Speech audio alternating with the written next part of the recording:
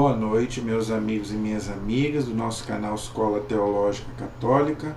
Vamos rezar, pedir ao Divino Espírito Santo que nos ilumine nesta noite, para que possamos fazer mais um vídeo de acordo com a vontade de Deus, para a salvação das almas, a edificação da Igreja e a glória de Deus. Em nome do Pai, do Filho e do Espírito Santo. Amém. Vinde, Espírito Santo, enchei os corações dos vossos fiéis, acendei neles o fogo do vosso amor. Enviai, Senhor, o teu Santo Espírito, e tudo será criado, e renovareis a face da terra. Oremos. Ó Deus, que instruíste os corações dos vossos fiéis, com a luz do Espírito Santo, fazei que apreciemos retamente todas as coisas, segundo o mesmo Espírito, e gozamos sempre da sua consolação. Por Cristo Senhor nosso. Amém. Que Nossa Senhora, Mãe da Igreja, nossa Mãe, interceda por nós. Ave Maria, cheia de graça, o Senhor é convosco.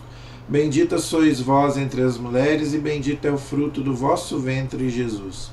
Santa Maria, Mãe de Deus, rogai por nós, pecadores, agora e na hora de nossa morte. Amém.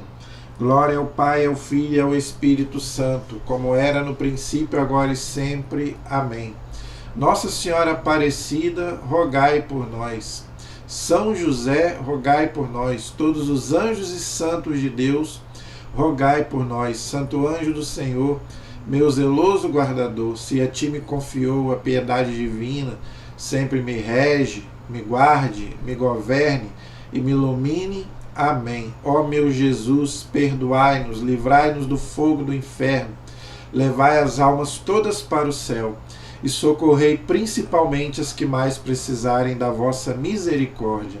Jesus, manso e humilde de coração, fazei o nosso coração semelhante ao vosso. Em nome do Pai, do Filho e do Espírito Santo. Amém.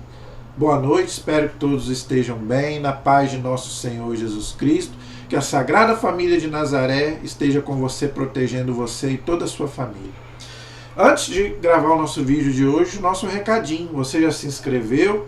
Se inscreva no nosso canal, deixe o seu like, o seu comentário, a sua crítica, pergunta, nos ajude a evangelizar.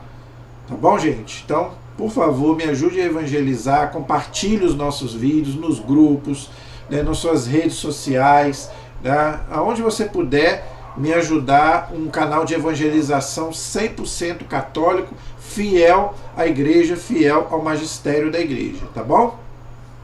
E se você quiser estudar o Catecismo da Igreja, você que trabalha, na Igreja, na liturgia, você que trabalha, é catequista, você que trabalha na Igreja ou que participa até mesmo de algum grupo, então, esse estudo é obrigatório para você, para a gente poder passar aquilo que a Igreja nos ensina e não a nossa vontade, o que a gente quer passar, tá bom? Então, nós estamos estudando o catecismo. Esse é o catecismo tradicional, original, não é? Aprovado pelo Papa João Paulo II em 1992 e todos os bispos do mundo inteiro. Quem elaborou esse catecismo foi o depois viria a ser o Papa Bento XVI, não preciso falar, um homem que tem doutorado em teologia. Então, quem somos nós perto do Papa Bento XVI? Então, o Papa João Paulo II, na época, pediu ao então cardeal Ratzinger, que depois se tornou Papa Bento, que elaborasse o catecismo, e ele aprovou junto com os bispos do mundo inteiro. Então, nenhum católico pode ensinar nada contrário ao que está aqui.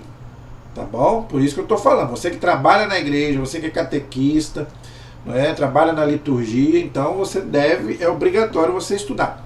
Só que muitas vezes as pessoas têm dificuldade com o catecismo. Não é fácil também, estudar o catecismo. Então, o que eu aconselho? Eu, para mim dar aula, quem é meu aluno aí, quem foi meu aluno aí, sabe que eu gosto de usar esse daqui, Eu trouxe até para mostrar para você. Eu uso mais esse daqui do que o Catecismo Amarelinho. O que é esse livro? O Catecismo da Igreja responde de A a Z. assuntos em ordem alfabética. Então, o que é isso aqui? É o mesmo catecismo, tá? Essa mão aqui, gente, com o crucifixo, é do Papa João Paulo II, tá? Então, o que é isso aqui? É o mesmo catecismo, só que aqui ele está de A a Z por assunto. Então, é um dicionário. Então, ele é muito mais prático para estudo. Por exemplo, eu vou ensinar você a usar esse aqui. Por exemplo, ele tem um índice, tá? Ele tem um índice. Ó, aqui tem vários assuntos. Então, você quer, por exemplo, aqui está por ordem alfabética, de A a Z, tá fácil, facílimo, para você estudar e para você até dar aula. Por isso que eu dou aula com esse catecismo, esse daqui, que eu acho muito mais fácil. Por exemplo, eu quero dar aula hoje sobre purgatório. Você vai lá na letra P. Então você vai por ordem alfabética, lá na letra P. Ó. Tá? Tô dando só um exemplo para você entender. Ó, aqui. Página 243. Purgatório. Aqui. Olha lá. Purgatório, tá vendo? Então você vai lá na letra P e é a mesma coisa que está no catecismo. É o mesmo. Se você pegar o catecismo e ver aqui, é a mesma coisa. Inclusive tem até os números dos parágrafos, 1030, 1031. Então esses parágrafos aqui no catecismo falam do purgatório. Então aqui você pode não só estudar, mas também tirar as suas dúvidas. O que a igreja ensina sobre aquele assunto? Sobre imagens, sobre os santos, sobre os sacramentos, os mandamentos, a Virgem Maria. Você vai aqui por ordem alfabética. Ele é muito mais prático. Então eu só dou aula com esse daqui. Quem é meu aluno aí sabe. Tá bom, gente? Então você também pode, se você quiser adquirir também, tem todas as livrarias católicas. Para nós que somos catequistas, eu acho ele muito mais prático do que o catecismo amarelinho. Mas nós estamos estudando o catecismo amarelo. Então vamos continuar. Eu só trouxe aqui para mostrar para você, se você quiser adquirir um dos dois, tá bom? Nós paramos no parágrafo 1178, tá? Nós estamos estudando a liturgia, ok? Então, hoje nós vamos estudar o 1179. O título é Onde celebrar a liturgia? Tá? Aonde que a gente deve celebrar a liturgia? Ok? Antes, gente, antes de eu ler aqui o catecismo, eu queria colocar uma coisa que está no Código de Direito Canônico da Igreja. Eu não estou com o código aqui agora, mas o que é o Código de Direito Canônico da Igreja? É o estatuto da Igreja, é o que rege a vida da Igreja. O que o padre, né, tem que fazer, o que o leigo tem que fazer, não é até o Papa. Tudo aquilo que o Papa, né, ele rege a vida da Igreja, é o Código de Direito Canônico, é o Estatuto da Igreja, que infelizmente o Lutero na época queimou o Código de Direito Canônico em praça pública, por isso que ele foi excomungado na época. Então ele é o Estatuto da Igreja, o que nós devemos fazer, nós leigos, os diáconos, padres, bispos e até o Papa. Então, o Código de Direito Canônico da Igreja, ele fala, eu não vou lembrar agora o parágrafo de cabeça, que a liturgia, todos os sacramentos, eles devem ser celebrados na igreja, no templo. Tá? Pode haver exceção? Pode, mas tem que ter autorização do bispo ou do pároco. Por exemplo, para você casar fora da igreja, do templo, que agora virou moda, casar na praia, casar na fazenda, não é? Até pode, mas você tem que ter autorização, senão o casamento não vale. Tá? Porque o certo é você casar no templo, na igreja, inclusive na matriz da sua paróquia. Não é? Para você casar em outra, né? Se você é de uma paróquia, para você casar em outra paróquia também tem que ter autorização. Porque, como eu disse, gente, a igreja não é a casa da mãe Joana. Batismo tem que ser na igreja. Você pode até batizar fora, em caso de perigo de morte, se alguém estiver morrendo. Aí pode batizar até fora da igreja, mas não sendo perigo de morte, tem que ir para a igreja. O padre pode atender confissão, unção dos enfermos fora da igreja? Pode, em último caso, mas o certo é, né, unção dos enfermos geralmente é no hospital, porque o doente está em perigo de morte, né?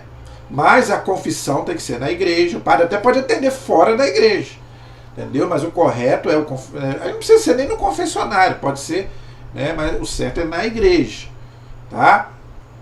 E a liturgia também tem que ser na igreja. Pode ser fora? Pode, né? Pode ser num estádio, pode, mas tem que ter, logicamente, autorização, não é? E tem que ser um lugar adequado para colocar uma mesa, colocar ali a toalha, não é? O crucifixo. Se for um lugar decente, né? Você não vai celebrar em qualquer jeito, em qualquer lugar, não é? Então, gente, pode até ser fora da igreja, mas tem que ter autorização e tem que saber, né? Então, gente, os sacramentos a gente tem que levar a sério, e a liturgia principalmente. A missa só pode ser celebrada fora da igreja com autorização do pároco ou do bispo, tá? E dependendo do lugar, se for um lugar decente. E não pode ser celebrada de qualquer jeito, como eu já expliquei aqui várias vezes, tá bom? Isso está no Código de Direito Canônico da Igreja, tá bom? Então vamos lá. Porque está dentro do assunto. Onde celebrar? É lógico que é para celebrar na igreja, no templo. Senão, para que Jesus ia deixar o templo? Não é? Então, o parágrafo 1179 diz assim: o culto em espírito e em verdade, está lá em João capítulo 4, versículo 24, ele está falando da liturgia, tá? Da nova aliança que Jesus falou, né, lá na Santa Ceia, né, este é o meu sangue, o sangue da nova e eterna aliança. Não está ligado a um lugar exclusivo. Por quê? Porque pode ser celebrado fora do templo, tá? Apesar de ser o lugar principal, mas não é exclusivo, pode ser celebrado fora, tá bom? A terra inteira é santa e foi entregue aos filhos dos homens. Isso está lá no Salmo. Eu não lembro agora de cabeça o Salmo, mas o Salmo diz isso, que a terra foi dada aos filhos dos homens, os filhos de Adão. Então essa terra aqui foi dada para nós, tá bem? Por isso que o mundo é bom. Tem gente que fala que o mundo está estragado. Não, o mundo é bom, a gente é que estraga. O pecado é que estragou, mas o mundo é maravilhoso, porque foi Deus quem fez e mandou a gente cuidar. Se a gente não cuida, fazer o quê?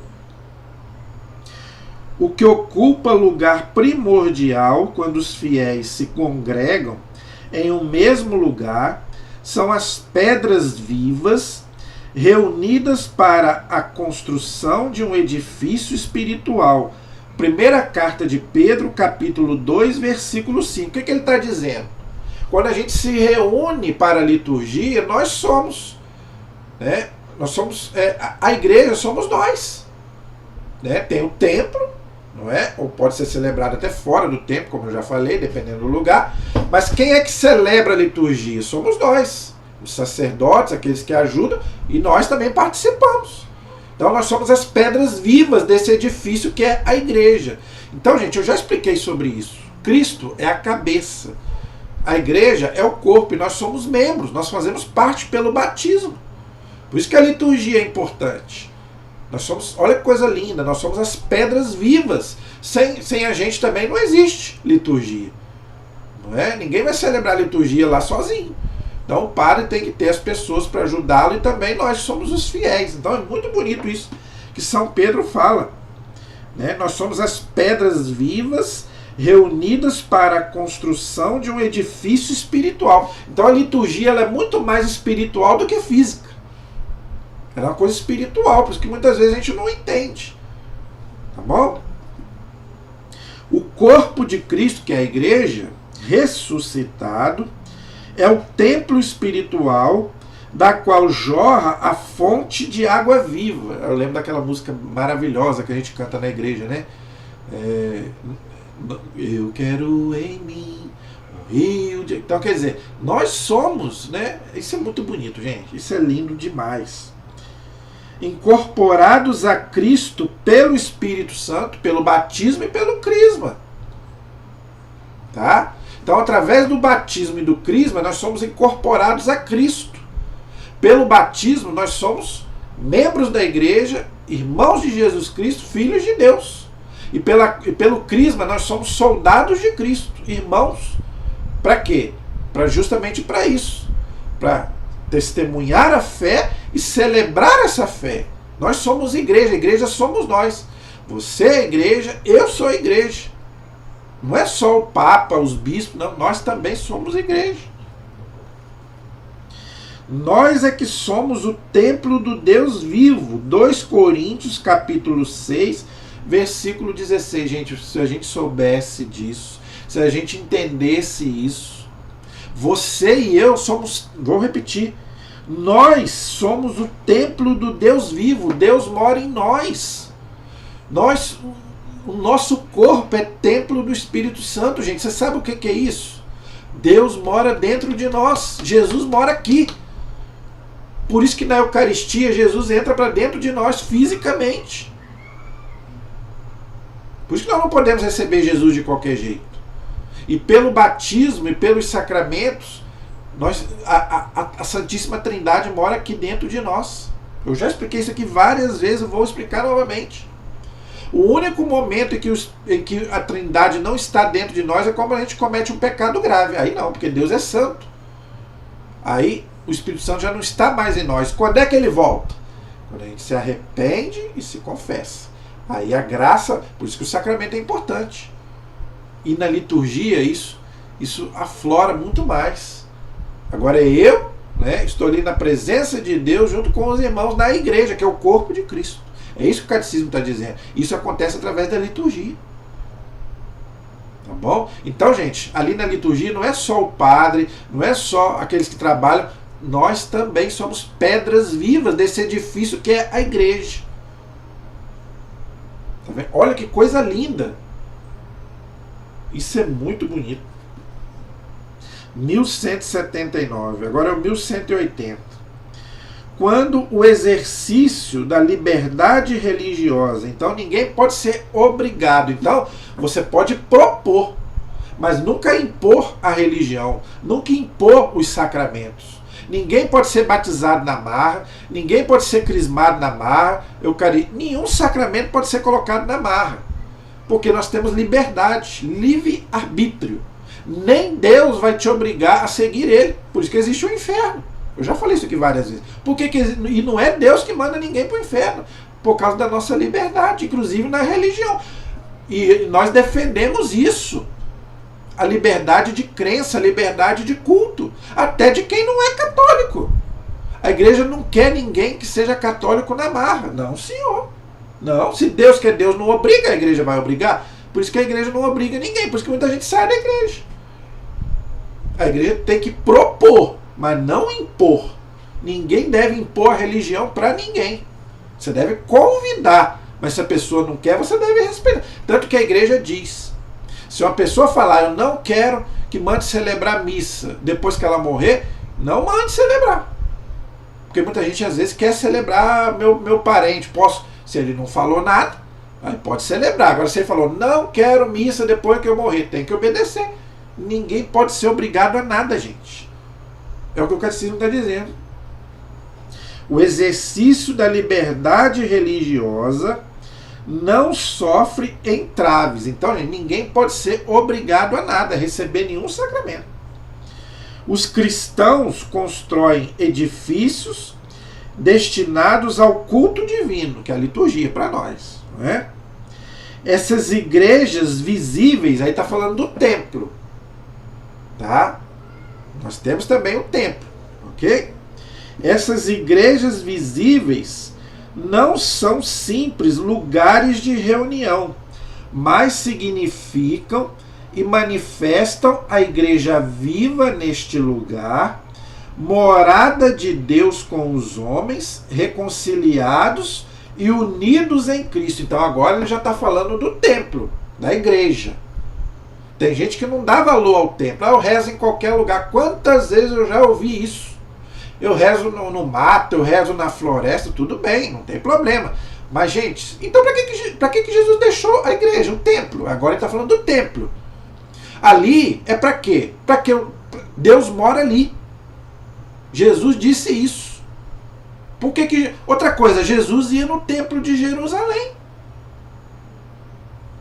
Entendeu? Jesus ia todo dia, todo sábado ali no templo. E por que as pessoas hoje desvalorizam tanto? Ali é a casa de Deus. Ali é o lugar para a gente congregar. Gente, nós somos irmãos. Nós somos a família de Deus. É a igreja. Então para que Jesus deixou o templo? Para ficar ali de enfeite? Pode rezar em casa, pode rezar em qualquer lugar. Deus está em toda parte. Mas principalmente o maior lugar de culto é a igreja, o templo. Eu não sei porque tanta gente foge do templo. Eu amo estar no templo. Eu sou apaixonado pela igreja, pelo templo. E eu não estou falando também só na hora da liturgia, não. Você pode ir fora da liturgia também. Mas você tem que ter respeito aonde você está. Você está num lugar sagrado, ali é a casa de Deus. Deus mora ali. Deus está em toda parte, mas principalmente porque Jesus está ali fisicamente no sacrário. Ali Jesus está fisicamente. Porque depois que a igreja celebra a liturgia, as hóstias que sobram, coloca ali no Santíssimo, fica ali guardado. Então Jesus está ali fisicamente, por isso que a gente vai ali adorar Jesus. Quando você passar na frente de uma igreja, faça o sinal da cruz, ali é a casa de Deus. Quando você entrar dentro de uma igreja, faça a vênia. Você passar na frente do altar, faça a vênia, porque ali é o lugar de culto por excelência. Aquele altar ali é bento, onde celebra o culto, o maior culto que é a liturgia. Então ensine aos seus filhos, né, a quem trabalha na igreja, a fazer a vênia, a fazer reverência. Você não está fazendo reverência, né, para um pedaço de pedra, não. Jesus mora ali, Deus mora ali. Olha o que o catecismo está dizendo, vou repetir. Essas igrejas visíveis, ou seja, o templo, não são simples lugares de reunião, não é um lugarzinho que você se reúne ali, não. Não é não. Mas significam e manifestam a igreja viva neste lugar. Por que igreja viva? Porque Deus está presente ali e você faz parte da igreja. Você não está ali? Não é verdade? Então ali, gente, está Deus. Deus está ali. Deus está em toda parte, mas ali, principalmente ali. Jesus está ali fisicamente, não só espiritualmente. Como eu já falei, as hóstias ficam ali no sacrário. Então ali é o lugar por excelência, como diz aqui. A igreja viva neste lugar, morada de Deus com os homens, o ser humano, reconciliados e unidos em Cristo. Por isso que tem que ter ali o crucifixo, as imagens. A igreja manda colocar ali as imagens de Jesus crucificado, uma imagem de Nossa Senhora, de São José, dos anjos, dos santos. Por quê? Ali é a morada de Deus, ali é um pedacinho do céu. Gente, a igreja, o templo é um pedacinho do céu. Porque ali, representado naquela imagem ali, você já vai estar vivendo o que você vai estar vivendo no céu. Por isso que é a casa de Deus. Onde Deus está, o céu, gente, é onde Deus está. O céu não é um lugar, eu já expliquei, já fiz um vídeo sobre isso. O céu é Deus. Onde está Deus, está o céu. Santa Teresa d'Ávila falava isso. Onde está Deus, onde está o rei, está toda a corte, todos os seus súditos. Os anjos, os santos, estão tudo ali. Por isso que a igreja, o templo, é a casa de Deus. Então, gente, pelo amor de Deus, quando você for para a casa de Deus, respeito para a casa de Deus. Você não está indo para qualquer lugar. Na hora que você entrar naquele lugar sagrado, você tem que saber aonde você está entrando. É a morada de Deus com os homens. Então você não pode ir de qualquer jeito. A começar pela roupa, que eu já estou cansado de falar aqui.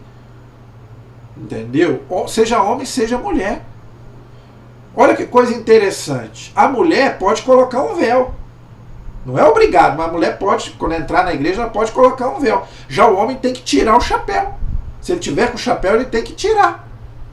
É um sinal de respeito a Deus. A roupa, você não pode ir de qualquer jeito. Principalmente as santas mulheres. Entendeu? Não pode ir na igreja de qualquer jeito, gente. Não pode ir com calça rasgada, né? O homem também não pode ir com calça apertada, mostrando as partes. Não, gente. Eu tenho que falar o português claro aqui. A mulher não pode ir com qualquer roupa, qualquer saia mostrando, na hora que for cruzar as pernas, mostrando. Não, gente. Nós estamos para a casa de Deus. Você não está indo para balada. Olha como que vai os nossos irmãos protestantes. Você não vê nenhum irmão protestante indo com roupa pelada para o culto. Você não vê.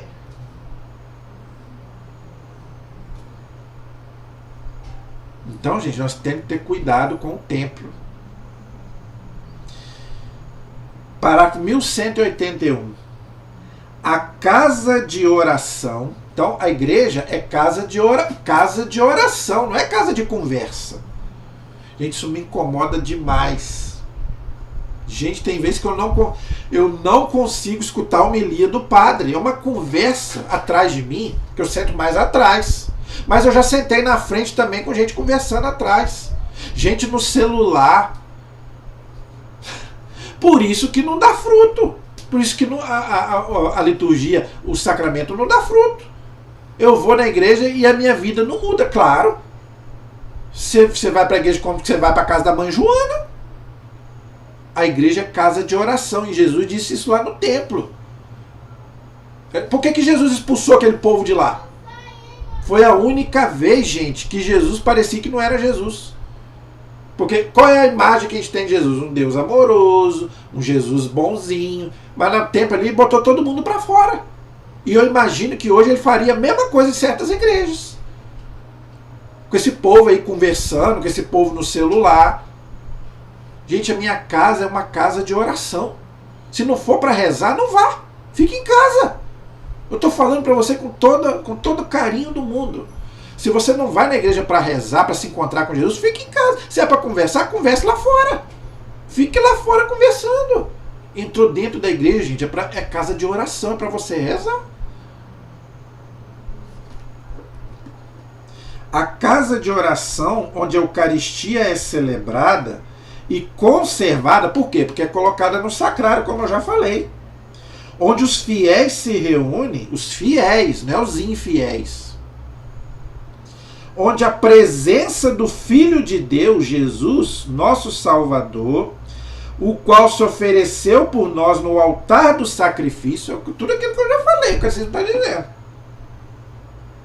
é honrada para auxílio e consolação dos cristãos, deve ser bela e adequada para a oração e as celebrações religiosas. O que o catecismo está dizendo, gente? Por isso que a nossa igreja tem que ser a melhor possível. Eu vejo muita gente aí falar, a igreja é rica, né? Para que um templo desse jeito? Olha o que o catecismo está dizendo. Tem que ser uma igreja bela e adequada para a oração. Você quer rezar numa igreja caindo aos pedaços? Num teto caindo aos pedaços? Num banco caindo aos pedaços? É isso que você quer? Não, gente, para Deus tem que ser o melhor, não o pior. Por que para Deus tem que ser o pior? Eu vejo muita gente falando, para que uma igreja... Claro, gente, para Deus tem que ser... Antigamente, na Idade Média, que muita gente critica, mas por quê? Que tinha aquelas igrejas enormes, luxuosas, porque o homem da Idade Média pensava o quê? Para Deus o melhor. Agora, hoje o homem moderno, para Deus o pior. Não, para Deus tem que ser o melhor. Claro, então as igrejas eram sim, muitas delas revestidas até com ouro. Porque o que deram para Jesus lá? Ouro, incenso e mirra. Para o rei, o ouro, claro, para Deus o melhor. Agora, por que hoje para Deus tem que ser o pior? Igrejas caindo ao pedaço, bancos caindo ao pedaço. Por quê? Não, tudo para Deus tem que ser o melhor, meu amigo. Então as nossas igrejas têm que ser lindas e maravilhosas, claro. Por que eu sou apaixonado pelas igrejas, pelas minhas igrejas? Porque elas têm um bom gosto maravilhoso. Aqui de Itaperuna, meu Deus. Eu fiquei muito triste como eu vi agora a São Benedito, o que fizeram com a coitada da São Benedito, com a igreja São Benedito, que é uma igreja maravilhosa, linda. Eu vou lá sempre me confessar. A igreja Matriz, a igreja Santa Rita, Nossa Senhora de Luz, igrejas maravilhosas, porque para Deus o melhor, claro. Por que quando Nossa Senhora aparece, ela pede logo para construir uma capela e uma igreja? E olha só, Aparecida, Lourdes, Guadalupe, Fátima, igrejas, o Vaticano, quando o Vaticano estava, na época lá do Lutero, que estava caindo aos pedaços, o Papa mandou, não, vamos reerguer o Vaticano. Entendeu? E isso custa dinheiro, claro, tem que ter oferta, tem que ter, com dízimo, claro, ninguém vai viver de vento. Então, para isso custa dinheiro, mas para Deus, gente, o melhor. Por que eu não entendo? Por que para Deus tem que ser o pior? Para o rei, o melhor. E Deus gosta disso. Entendeu? Então, gente, por isso que as nossas igrejas têm que ser lindas e maravilhosas. Tem que ter conforto. Claro. Agora, isso custa dinheiro. Para isso existe o dízimo, para isso existe a oferta. Nesta casa de Deus, olha aí. Então a igreja, o templo, é a casa de Deus. Não sei porque muita gente foge da igreja. Não espera nem a bênção final e já sai. Parece que tem formiga dentro da igreja. Pro baile. Né? E piores ainda. Tem certos homens que passam a noite na gandaia. Eu não vou dizer o nome aqui, todo mundo sabe o que eu estou falando. Tem gente que vira a noite. Quantos homens já viraram a noite certo tipo de lugar? Agora, por que na igreja não pode ficar 1 hora? Parece que tem formiga dentro da igreja. Tem gente que não consegue ficar meia hora dentro da igreja. E mexe para lá, e mexe para cá. Mas parece que tem uma formiga dentro da igreja. Eu não sei por que as pessoas fogem tanto da igreja. Se deixar, gente, eu moro dentro da igreja, eu durmo dentro da igreja. Eu amo estar no templo. Eu rezo em qualquer lugar, rezo na minha casa, rezo em todos os lugares. Mas para mim o principal lugar de oração é a igreja, é o templo. Então para quê? Para que Deus deixou? Para que Jesus deixou o templo? Eu não sei por que as pessoas não gostam de ir à igreja. Aí começa a dar desculpa. Porque o padre é isso. Porque eu tô nem aí pro padre. Eu tô indo lá para rezar. Tô indo lá por causa de Jesus. Não tô lá por causa do padre. Por causa das pessoas. Para reparar se um tá isso, tá aquilo. Eu não tô indo por causa de ninguém. Eu tô indo por causa de Deus. Aí começa. Isso para mim é tudo desculpa. Nesta casa de Deus, a verdade e a harmonia dos sinais que a constituem devem manifestar o Cristo que está presente e age nesse lugar. Olha aí, Jesus age em todos os lugares, mas principalmente ali, e principalmente na liturgia. Então não vem com essa conversa fiada que eu rezo em casa. Tudo bem, pode rezar, mas o lugar é a igreja, é o templo, é a liturgia, até porque ninguém pode comungar fora, a não ser que esteja doente. Ninguém pode receber nenhum sacramento fora, né? Tem que ser ao vivo e a cores. Então, gente, Deus age, Jesus age, é ali, é na liturgia, é no templo. Então não adianta você querer fugir. Volte para a igreja, volte para o templo. Onde que os nossos irmãos protestantes vão? É para o templo, é para a igreja. Eles bobeavam todo dia. A igreja só exige o domingo, 1 hora por semana.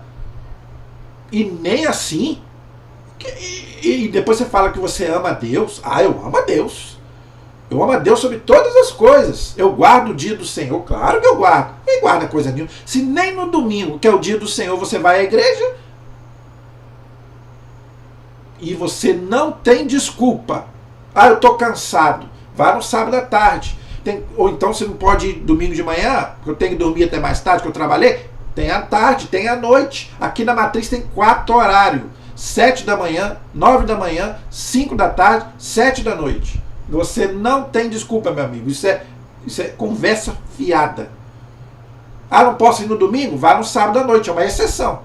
O correto é você ir no domingo. Entendeu? Então isso, os nossos irmãos protestantes são muito mais fiéis do que os católicos. Muito mais. Esse é o parágrafo 1181. O 1182, aí agora ele vai começar primeiro ele falou do templo. Primeiro ele falou de nós. Primeiro ele falou, nós somos as pedras vivas. Não é? Depois ele falou do templo, da igreja. Não é? Do santuário. O que é santuário? Lugar sagrado. Por isso que quando eu chego em Aparecida ali, dá vontade de não voltar mais. Para mim, gente, é uma coisa que eu não consigo explicar. E eu, por mim, eu não voltava. Quando eu vou em Aparecida, não dá vontade de voltar para casa. Dá vontade de morar ali. Entendeu? Porque eu sinto a presença de Deus ali, a presença de Nossa Senhora ali. E nas outras igrejas, mesma coisa. Agora tem gente que parece que, não sei. Mas é o quê? É a música, né? Quase ninguém tem tempo para Deus. Eu tenho que fazer isso, eu tenho que fazer aquilo, eu tenho que estudar, eu tenho que trabalhar. E Deus fica onde? Na igreja você não pode ficar meia hora. Agora na balada você fica, nas festas você fica. Você vai no aniversário, se você deixar, você não vai embora. Você vai num casamento, se deixar, você não vai embora. E por que na igreja você não pode ficar meia hora, você não pode ficar uma hora? Pensa, depois você me fala. Agora vai falar daquilo que... primeiro falou do templo, agora das coisas que estão dentro do templo para celebrar a liturgia. Ou seja, os objetos da liturgia. Não é? Tem o templo, que eu já falei. Agora, os objetos para o culto, ou seja, para a liturgia. Tá? O mais importante, o altar, ou seja, o presbitério, é onde vai ser celebrado, né, a Eucaristia, a liturgia. O altar da nova aliança é a cruz do Senhor. Por isso, gente, que não pode celebrar a liturgia sem o crucifixo. O crucifixo tem que ficar de frente para o celebrante, para o sacerdote. Não é virado para o povo, é virado para o celebrante. Então não pode haver liturgia sem a cruz de Cristo, o crucifixo, com o Cristo crucificado. Nada de cruz vazia. Né? Eu já estou ouvindo essa conversa. Tem que tirar o Cristo crucificado, a cruz vazia. Que cruz vazia? O quê? Jesus tem que estar ali para a gente ver que ele morreu por mim e por você. Não tem que tirar o Jesus da cruz. Agora é a teologia da libertação influenciada pelo protestantismo. Não é? Tem que tirar o Cristo da cruz. O que tem que tirar o Cristo da cruz? O quê? Então está bem claro aqui. É a cruz do Senhor, da qual brotam os sacramentos do mistério pascal. Todos os sacramentos brotam da cruz de Cristo, do lado aberto de Cristo na cruz. Já expliquei sobre isso. Que é o centro da igreja. Então, no centro da igreja tem que ficar o altar, o presbitério. Tá? Tem que ficar no centro da igreja. Se faz presente o sacrifício da cruz sob os sinais sacramentais. Ele é também a mesa do Senhor, para o qual o povo de Deus é convidado. Em certas liturgias orientais, o altar é também o símbolo do sepulcro. Cristo morreu de verdade e ressuscitou de verdade. Então toda igreja tem que ter o altar, o presbitério, onde tem que ter ali uma toalha branca, 3 velas de um lado, 3 velas do outro, no meio o crucifixo virado para o sacerdote, que vai celebrar a liturgia. Tá? Esse altar é bento, o bispo abençoa, joga água benta, não é? E quando a gente passa em frente ao altar, a gente tem que fazer a vênia, isso aqui, ó. Passou em frente ao altar, faz a vênia. Entendeu? Que ali é celebrado o sacrifício de Jesus por nós, em toda a liturgia. Ok?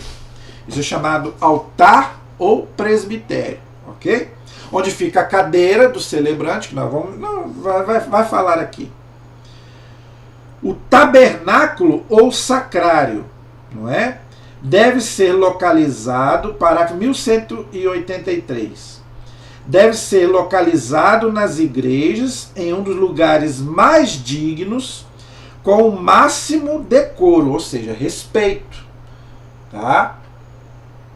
A nobreza, a disposição e a segurança do tabernáculo eucarístico. Por quê, gente? Porque hoje o pessoal está profanando. Estão destruindo os sacrários, jogando hóstia no chão, então tem que ter cuidado. Tem que ser trancado com chave. Não é? E mesmo assim as pessoas ainda fazem maldade. Devem favorecer a adoração do Senhor, realmente presente no Santíssimo Sacramento do altar. Então, todas as igrejas têm que ter o sacrário. Então, na frente, no meio, fica o altar, onde é celebrado, e no canto, geralmente, pode ser ou no canto da igreja ou atrás. Tá? Tem igrejas que colocam o sacrário atrás do presbitério, não tem problema, mas pode ser também do lado, aqui na matriz é do lado. Não é? Naquele lugar ali é para adoração, onde ficam as hóstias. Né? O padre consagra as hóstias e leva as que sobram para ali. Fica trancado por causa de profanação, fica as imagens dos querubins em adoração de um lado e do outro, não é? E ali um lugar para a gente poder fazer adoração. Todas as igrejas têm que ter o sacrário, tá? Ali ficam as hóstias.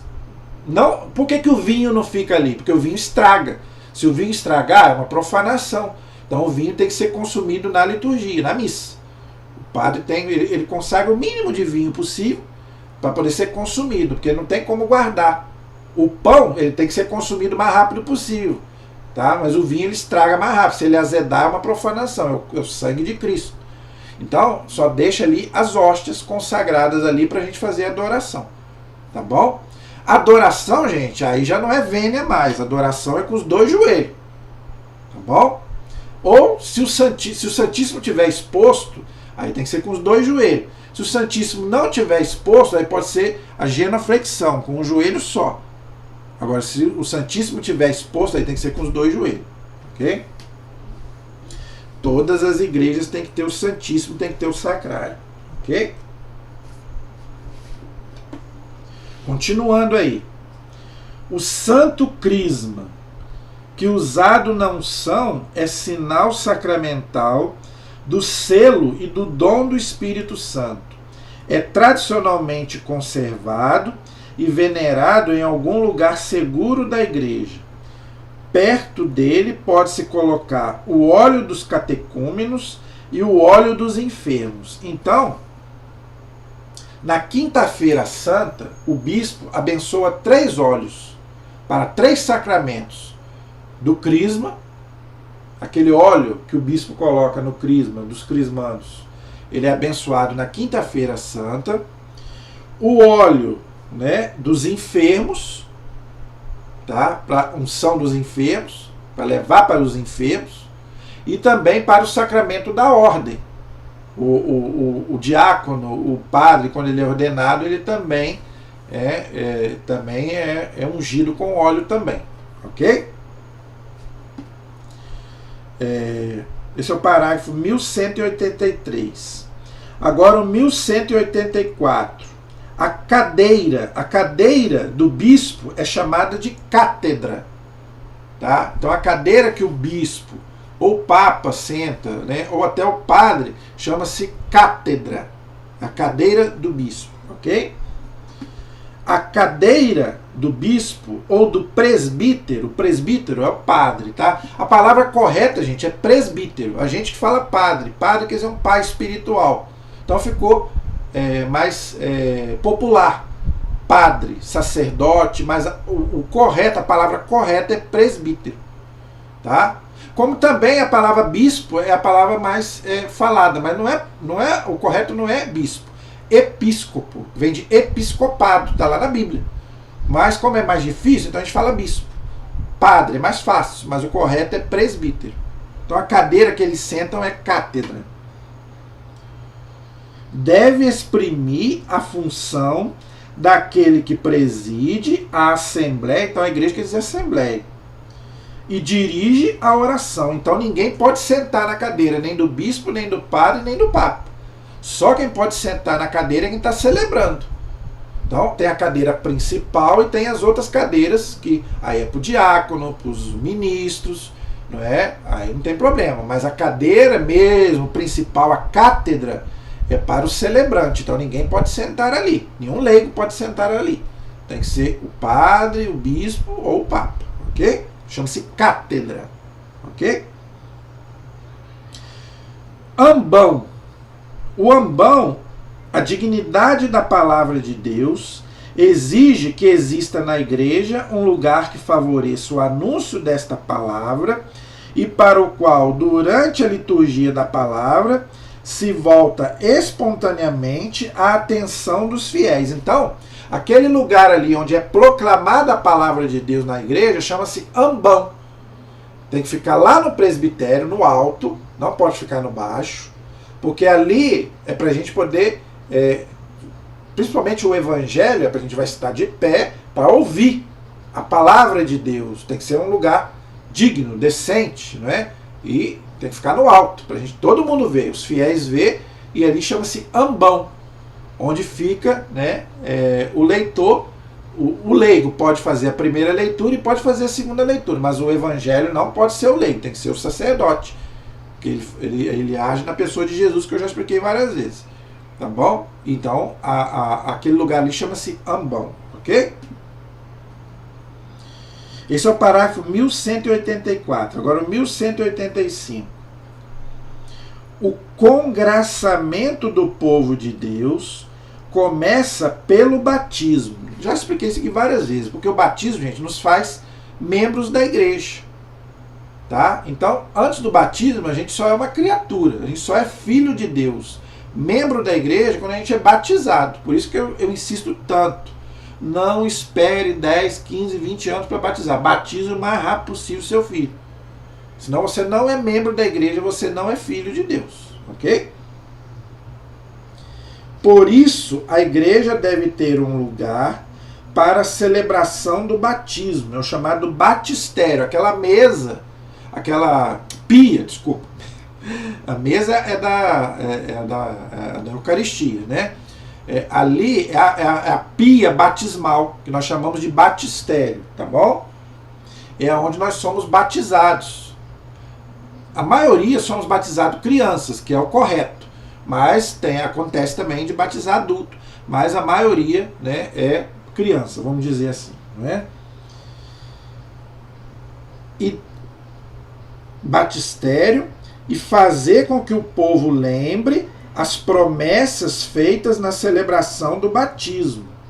O persignar-se com água benta faz lembrar o batismo. Então, gente, a água benta é um sacramental. E a água lembra o quê? O nosso batismo. Então, muitas vezes, o padre, né, joga água benta, né, dependendo da celebração, ele joga água benta. Isso é para lembrar o nosso batismo. E muitas vezes a gente faz também as renovações das promessas do batismo. Por quê? Quando a gente é batizado, a gente é criança, a maioria. Então agora, a gente já como adulto, a gente tem que fazer essa renovação. Renunciar ao demônio, renunciar ao pecado. E também creio em Deus, creio em Jesus, no Espírito Santo, na Virgem Maria, nos anjos, nos santos, na igreja, né? É o credo. Né? Então, por quê? Quando a gente é criança, quem é que responde pela gente? O pai, a mãe, os padrinhos e a igreja. Agora não, agora eu já sou um adulto, então eu posso responder por mim. Então você deve renunciar ao demônio, renunciar ao mal e fazer a sua profissão de fé. Eu creio em todo credo, tudo aquilo que eu aprendi quando criança, eu acredito. Eu creio, continuo acreditando. Tá? Então isso é muito importante. Tá? Esse é o parágrafo 1185. A renovação da vida batismal exige a penitência. Olha aí, tá vendo? Por isso a igreja deve prestar-se à expressão do arrependimento e ao recebimento do perdão, o que exige um lugar apropriado para acolher os penitentes. A igreja deve também ser um espaço que convide ao recolhimento e à oração silenciosa. Eu falo tanto sobre isso aqui, gente. O silêncio. Chegou na igreja, faça silêncio, não fique conversando. Mas é o que eu mais vejo. É uma pena. Oração silenciosa que prolongue e interiorize a grande oração da Eucaristia. Então eu quero falar duas coisas aqui. Primeiro, ele fala que também para o sacramento da penitência, da confissão, tem que ter um lugar. Mesmo que não seja um... Geralmente toda igreja tem um confessionário. Não é? A maioria tem. Mas se não tiver um confessionário, que seja um lugar adequado. Não é? Para que as pessoas se sintam à vontade para fazer sua confissão. Eu já me confessei lá na sacristia. Eu já confessei várias vezes na sacristia, eu e o padre.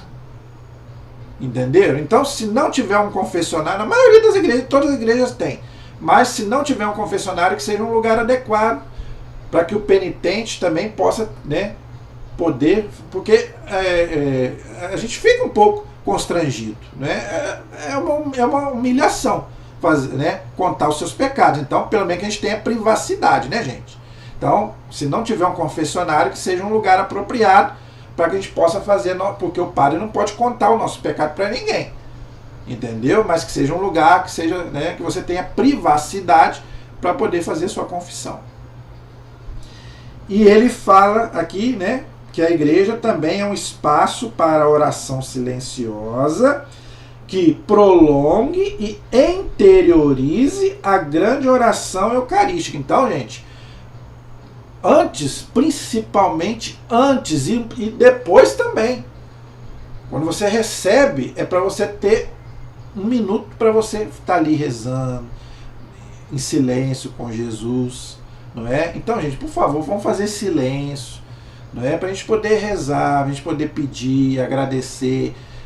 Eu não consigo, tem vezes que tem vezes eu não consegui fazer a oração e comungar com a barulhada até do Ministério de Música. Pode ter música, mas baixinho, gente.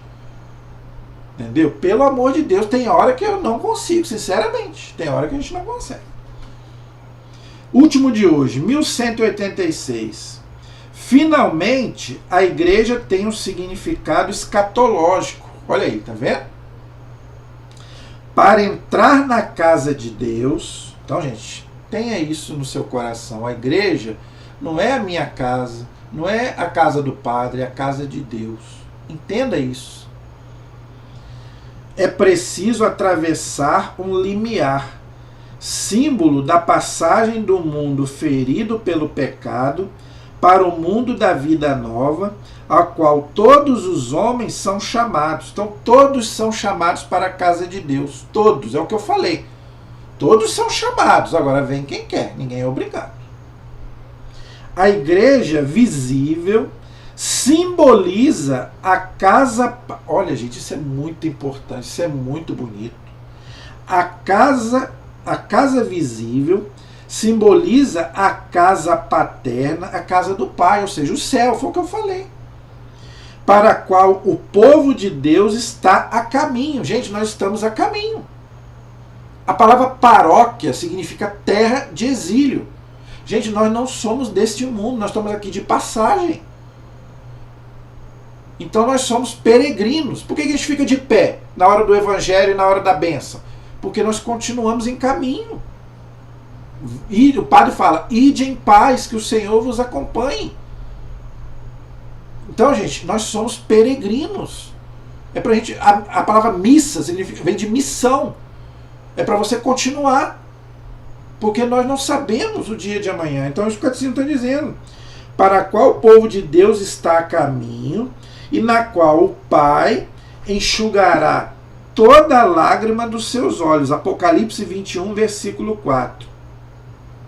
Por isso a igreja também é a casa de todos os filhos de Deus, amplamente aberta e acolhedora. Então, gente, a igreja é para acolher a todos. A igreja é para receber a todos. Então a igreja não tem discriminação. Outra mentira que fala, mas a igreja discrimina. A igreja discrimina o homossexual. A igreja discrimina a prostituta. A igreja não discrimina ninguém. A igreja fala a verdade. O que é pecado é pecado. Mas todos são bem-vindos. Todos podem vir para... A casa de Deus está aí para acolher a todos aqueles que querem, se arrependem e querem o perdão de Deus. Agora, você não pode continuar vivendo a mesma vida. É isso que as pessoas não entendem. A igreja acolhe a todos. Mas o fato da igreja acolher a todos não quer dizer que você vai continuar vivendo no pecado. Aí não. O que Jesus falou para aquela mulher lá pega em adultério? Jesus não condenou ela. Mas o que ele disse para ela? Vá e não peques mais. Ele não falou, eu te perdoo, você está perdoado, mas continue no pecado. Ele não falou isso. Ele falou, vá e não peques mais. Então a igreja fala a mesma coisa. A igreja acolhe. Os homossexuais, as prostitutas, aqueles que moram juntos sem ser casados, aqueles que ainda não são batizados, que não são crismados, que vivem qualquer tipo de pecado. A igreja acolhe a todos, mas a igreja fala, você tem que mudar de vida.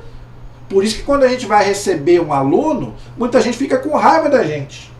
Muitas vezes as pessoas ficam com raiva. Mas às vezes a gente recebe um aluno para fazer primeira comunhão, fazer crisma, e a gente fala com eles, ó, você tem que mudar de vida. Para você receber os sacramentos, o batismo, o crisma e a primeira comunhão, se você tiver em pecado, você tem que largar o pecado. As pessoas ficam com raiva. A igreja não acolhe. Gente, a igreja acolhe, mas o que está errado, entenda isso. A igreja nunca é contra o pecador, a igreja é contra o pecado. Como Jesus também é contra o pecado, mas nunca contra a pessoa. Todo mundo é bem-vindo. Todo mundo, se tiver arrependido, se quer mudar de vida, a igreja está aí para acolher e receber a todos. Amém? Aleluia. Glória a Deus. Que assim seja. Não acabou não, tá, gente? Nós paramos aí no parágrafo 1186. O 1187 até o 1197 são resumo. Aliás, até o 1199 são resumo. Então eu não vou ler, porque vai ficar muito cansativo, mas você pode ler para você fixar. Se você tem o catecismo, se você tem o catecismo na sua casa, pode ler. É bom para você ficar mais por dentro do assunto, tá bom? Na próxima aula nós vamos continuar, não acabou. O título é Diversidade litúrgica e unidade do mistério. Vou repetir. Diversidade litúrgica e unidade do mistério. Então nós vamos continuar o nosso estudo sobre a liturgia na próxima aula, tá bom? Eu espero que você tenha gostado, mas eu quero fazer aqui um agradecimento, porque hoje é o nosso último vídeo do ano. Hoje é dia 29, não é? Agora, o nosso próximo vídeo já vai ser 2024. Então, eu quero agradecer primeiramente a Deus. Sem Ele, nós não somos nada, não é? Então, eu quero agradecer a Deus por me dar vida e saúde para mais um ano. O canal está completando 2 anos. Nós já estamos aí com quase 400 inscritos. Então, eu quero agradecer a Deus, tá? Por todos aqueles que me acompanham, que me prestigiam, que já se inscreveram e aqueles que ainda vão se inscrever. Continuem me ajudando. Até quando Deus me der vida e saúde, eu quero continuar esse trabalho. Quero agradecer a todos aqueles que comentam, a todos aqueles que me mandam felicitações, falam, ó, eu ouço, eu vejo o seu canal, tá bom? Então quero que Deus possa abençoar a vida de vocês. Quero agradecer mais uma vez o meu primo Jackson, ele que produz os meus vídeos. Eu não faço nada, eu só mando para ele, ele que faz. Então, que Deus possa abençoar ele e toda a sua família, que continuamos firmes aí, gente. Foi um ano muito difícil para todos nós, cansativo, tá? Então, vamos louvar e bendizer a Deus, porque mais um ano nós estamos vivos, né? A maior graça que nós temos é a vida. Quantos esse ano partiram? Eu conheci muitos. Quantos que eu lidava, amigos, né? Parentes que eu conheci, conhecidos, esse ano partiram, foram para a casa do Pai. Então, gente, vamos louvar, bendizer a Deus. Se você ainda tem alguém na sua família, se você ainda tem pai, mãe, né, irmãos, e se você ainda tem, valorize, porque você não... E ano que vem? Ninguém garante que eu ou você estaremos aqui o ano que vem. Só Deus. Já falei. Para uma porta, aqui a porta fechada. Se ela tivesse aberta para ela se fechar, basta que ela esteja aberta. Deus pode nos chamar a qualquer momento. Qualquer momento. Eu estou cansado de ver aí pessoas que vão fazer exames e morrem, né? Pessoas novas. Eu já vi, esse dia eu vi uma menina de 29 anos que se internou para fazer uma cirurgia e morreu. 29 anos. Então, gente, a vida é um sopro. Nós não sabemos. Hoje estamos aqui, ano que vem não sabemos. Então, se você ainda tem seu pai, sua mãe, aproveite. Se você ainda tem seu irmão, se você ainda está brigado com alguém, se reconcilie. Não guarde mágoa, não guarde ressentimento, porque não vale a pena. E para você não ficar muito tempo lá no purgatório. E se for pecado mortal, como dizia o Padre Léo, quando a gente morrer, a gente vai descer direto para o inferno. Mas o inferno não foi feito para nós. O inferno foi feito para o demônio e para os seus anjos. Para nós foi feito o céu. E queira Deus que depois que a gente morrer, a gente possa ir para lá. Mas para isso a gente tem que fazer a nossa parte aqui. Então vamos pedir a Nossa Senhora. Dia 1º é dia de Nossa Senhora, Mãe de Deus, primeiro dia do ano. É o primeiro dogma sobre a Virgem Maria. Então vamos pedir a Nossa Senhora que interceda por nós. Peça a seu Filho Jesus que olhe por nós. E que ano que vem, né, seja um ano de paz, de menos guerra, de mais amor. Né? Nós sabemos que o mundo está tão dividido, não é verdade? Vamos pedir pela nossa igreja, pelo Papa, os nossos bispos, sacerdotes, e vamos em frente. A nossa proteção está no nome do Senhor, que fez o céu e fez a terra. Estivemos e permaneceremos unidos. Em nome do Pai, do Filho e do Espírito Santo. Amém. Que Deus abençoe a todos e um feliz 2024 para todos. Deus abençoe.